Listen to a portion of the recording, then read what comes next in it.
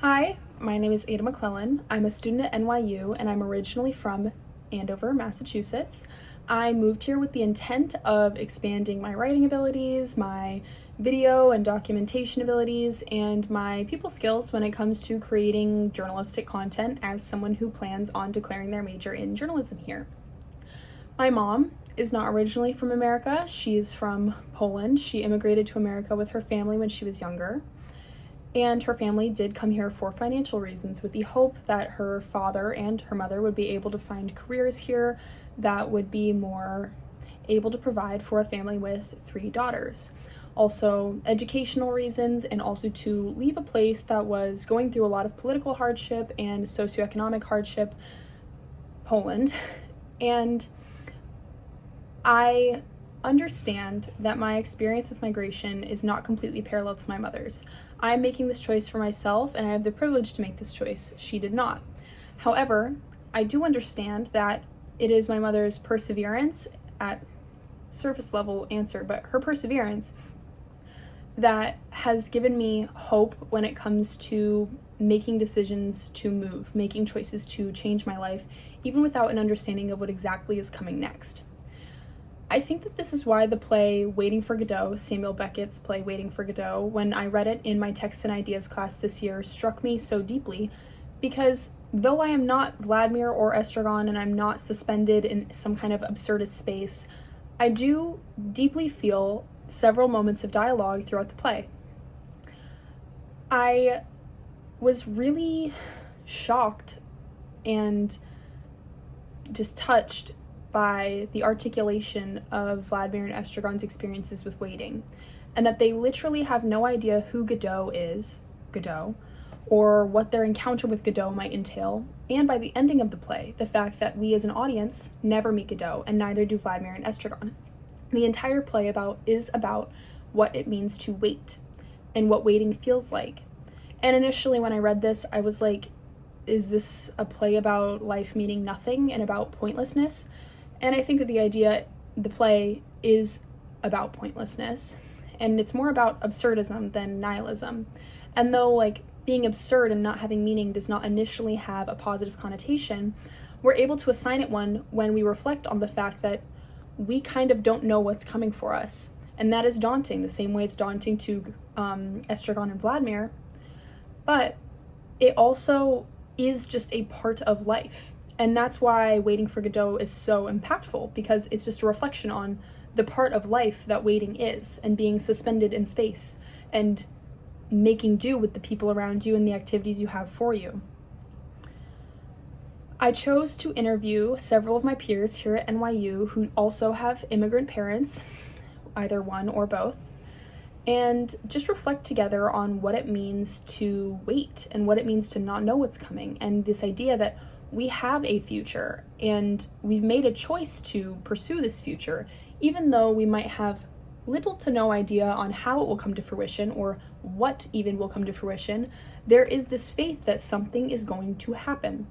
And a lot of not only migration, but our experience in being humans with autonomy is making choices to migrate, whether it's more of an experiential migration and making a choice to change aspects of what you're doing, or a literal physical migration, a legal migration to a new country or to a new school, like I and my peers at NYU have chosen to do.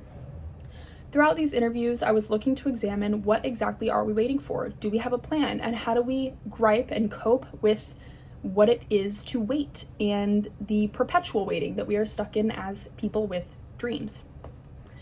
So I hope that you enjoy these conversations, and though they might not be life or death riveting, it was definitely very interesting to receive insight and also assurance that I am not the only person who feels like they might be waiting for nothing, or that there's kind of a pointlessness in day-to-day tasks, but that we all share a certain faith that life will change, and a knowing that life will change.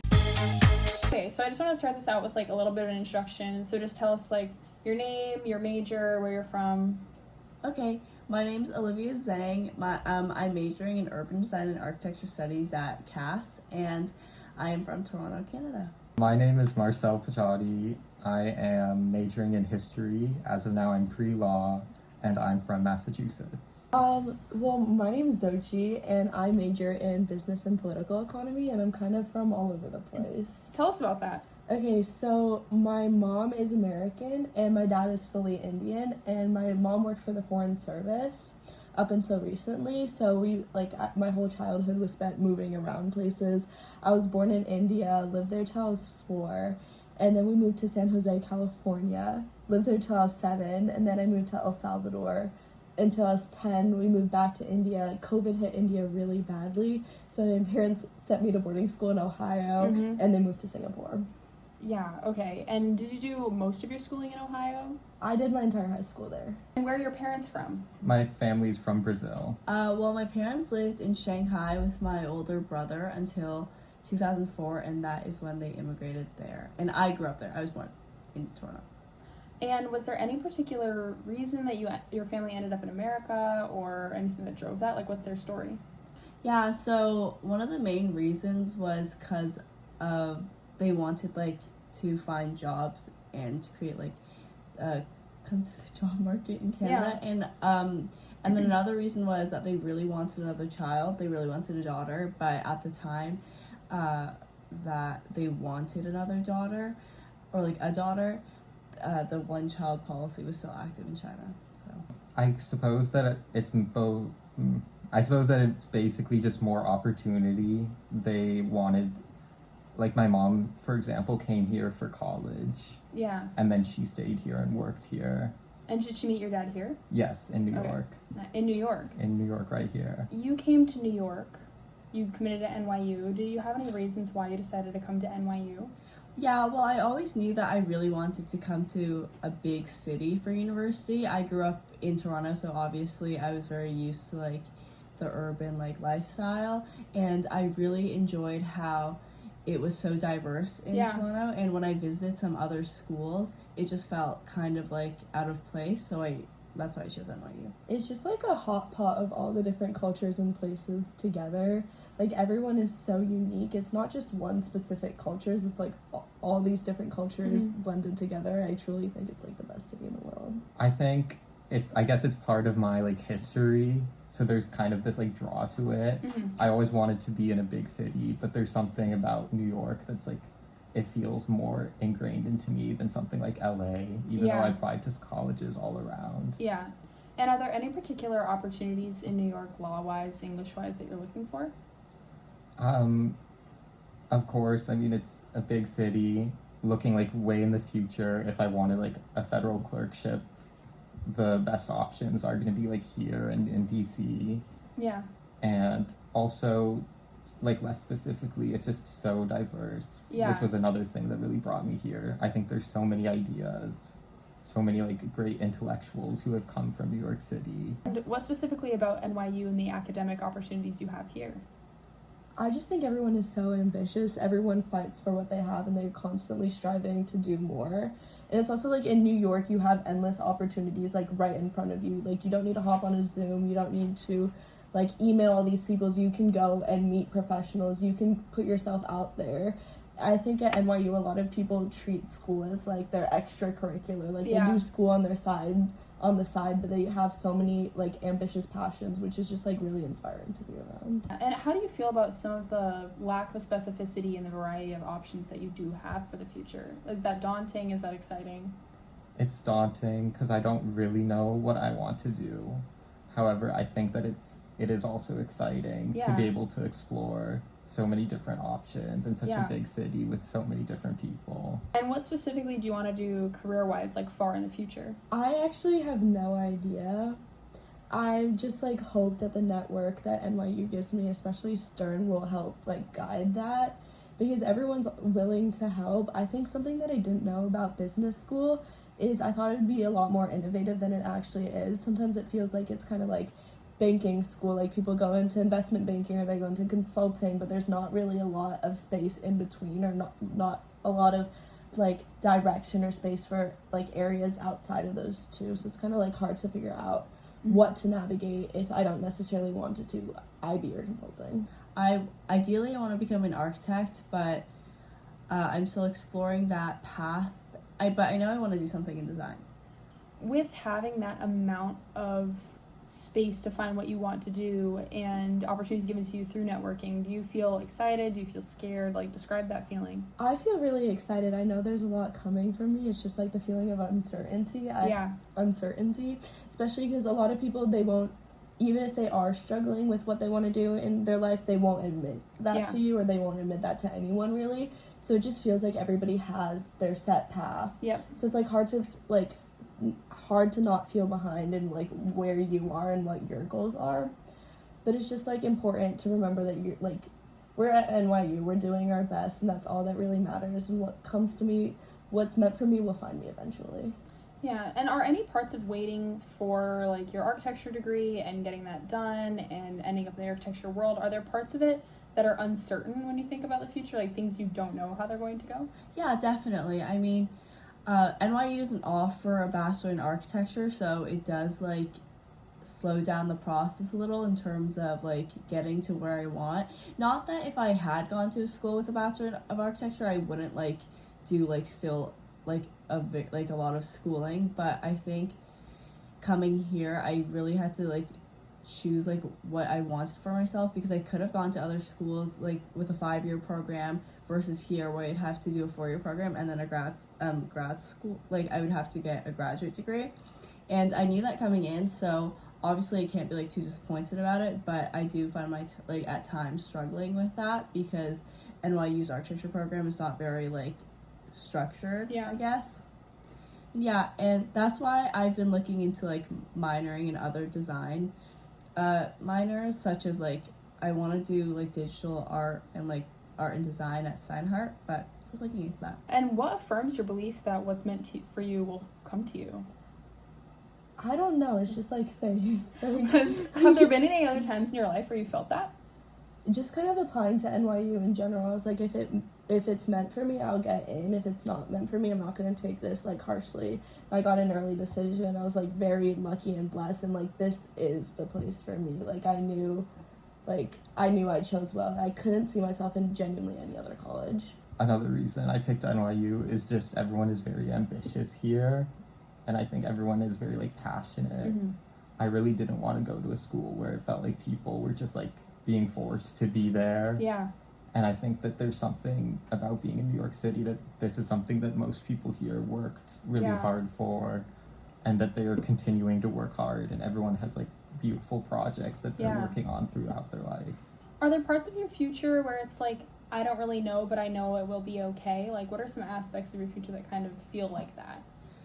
Well, like, I feel like that I doubt like my future a lot of the time just because I don't really know that's what I want yet. I've been really interested in architecture my entire life, but since like interning at some bigger firms, I kind of realized that how long the process is, like, and there's not a very high chance that you become an accredited architect just because like how client-based the field is.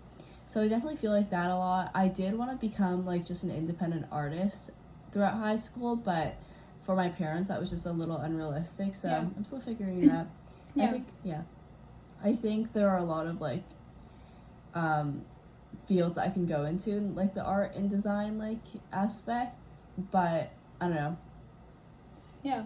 But is there a certain feeling that you're looking for in your future, or just something that you know will be there? Yeah, I would say so. I mean, there's so many opportunities, especially in the city, like for art. Like I could do marketing, I could like become like an art curator. So I know it'll be okay. I mean, I am doing like a few art things outside of like just my academics as well. Like I do work with, when I am home in Toronto, I do work with like art students, and I help my high school teacher curate a lot of art. So yeah. And what are some of the things that you're doing in the meantime while waiting for this future to come to fruition that may or may not be related to this future? Just things that bring you peace or bring you sense of like calmness of mind. Well, I play guitar, I listen to music, and I read lots of books. I enjoy just like thinking and reading and doing things that like help me think about the world. And I think being in New York has really like helped with that, just because I get to experience so much more, and I get to like discover things that I'm passionate about, even if it's not like professionally or Yeah. like all arching. And what are activities that you do that kind of ease the anxiety of constantly waiting for the future to happen? I guess for now, I like try to participate in what I can. I mean, me and my friend are looking to start like a magazine kind of, and during the time where I'm just waiting to like get to my ultimate goal, I guess like all I can really do is like fill that gap with other things that interest me, such as obviously the magazine and stuff like internships, summer programs, side gigs, like working in an art gallery and stuff like that. With your mom, have any aspects of your mom being from Brazil or not being from America that have kind of influenced your outlook on being in New York? I would say definitely. Yeah. I feel like there's almost this like pressure because my life could have been so different just Yeah. a generation ago, that like my parents have always been supportive, but I feel like I have to live the American experience to the Yeah. most. That sounds corny, but No, yeah. that this is like my opportunity and I have to like make the most of it. And is any part of being in New York part of that uniquely like American experience? I think, yeah, I mean, New York is just very American, Yeah. undeniably. And I think that, like, the way, like I said, that it brings so many people in and it incubates, like, so many great ideas and, like, art and culture. Absolutely. It just makes it a great, like, place to experience New York and America and even, like, the globe. Has any aspect of like moving around so much influenced your hopes for the future? I think so, because I've gotten to experience a lot of different cultures and a lot of different perspectives, and the way the world works is so differently all around. And just like seeing that and seeing all the different cultures and different perspectives come together at New York or at NYU when people are like working together in the classroom is really cool Yeah. to see, and it does give me hope for the future. Yeah, absolutely. And has any aspect of maybe your mom having moved so much or your dad being an immigrant who is not from America, has that influenced your outlook on New York? It has. It also makes me, like, I'm able to talk to people a lot easier because I've moved around my whole life. I've constantly had to start from scratch, and I think that has made college a lot easier because I know how to put myself out there. I know how to talk to people, and I think that's a skill that's very important. Like, if you know how to talk to people and, like, forge meaningful connections, then your life will be a lot better. It's all about, like, what kind of high-quality connections you can make throughout college. Yeah, absolutely. And so it's this idea of connection that keeps you having this sense that like things will work out. Yeah. Yeah, and how have personal connections, as in friends and relationships, kind of kept you going? It's just, like, I have a really good support system, especially within my dorm. Like, there's always people there for me. There's always people that I can talk to, and that's just made my college experience so much better because I know I have them at the end of the day. And, like, as long as I have them, like, everything will be all right. Yeah, absolutely. Yeah. And is there anything kind of more immediately that you're waiting for outside of your career? Honestly, no. Yeah. Nothing that you're, like, counting on? No, I'm just like taking it day by day and just like seeing where this place takes me. Absolutely. Like, I really have no like direct like life plan or like really know what I'm gonna do. I just like am trusting my feet and I know they're gonna get me to the right place. And it's just like having that trust in yourself is really important. And absolutely. And what are some tasks, like activities you do day to day that keep you kind of on your feet career-wise and relationship-wise? I just say yes to everything. That's like a motto that I've kind of adapted into my college life, and it's really helped me. Like, I'll say yes to study sessions, I'll say yes to like going out, I'll say yes to getting food with you. It just makes making connections so much easier. And it's also just, I believe in luck in motion. Like, if you move around enough, like, luck is gonna find you. You're not gonna get luck by laying in your bed all day. You have to be in motion constantly, and things are going to find their way to you. You mentioned earlier that part of going into a more structured field where you're not an individual artist was for your parents. Have your parents really played a big role in kind of what you're waiting for your future? Definitely. I mean, my parents have always been like relatively supportive, especially coming from like an Asian household where like usually parents are a lot more strict in terms of like what they want for their child. My mom has been very supportive in my like, I guess, exploration of what I want to do down the line. My dad a little less. He really wants me to go into business or medicine, as like other Asian parents do. Yeah. But like overall he's been like relatively supportive. It's not like he's preventing me from like majoring in what I want to do. It's just sometimes he does show his doubts. But other than that, like my parents have supported me a lot. Like they've helped me like get countless opportunities. Like they helped me through applications. They're helping me like network and stuff like that. And do you think a lot of the help and aid that they've been giving you is a little bit reflective of where they've come from and the opportunities they've been given from moving to Toronto? Yeah, definitely. I mean, my parents, well, I know less about my dad's upbringing, but I know my mom, she like grew up not with like a lot of resources. Like she was one of like the only people from her high school to go to university. So coming to Canada, I know my parents really wanted me to have like a stable education, have opportunities. I knew from an early age that I wanted to come to the US for school. So they enrolled me into like certain programs that help promote that, because a lot of the programs in Toronto like were very directed towards like feeding into just like in province schools that required a lot less work. And my parents have always like taken the extra step in terms of like, oh, like doing research for like helping me like, oh, you should do this in order to like create a good application for yourself. With people that you've met in New York, have personal relationships aided you in the kind of anxiety of not knowing what's going to happen next?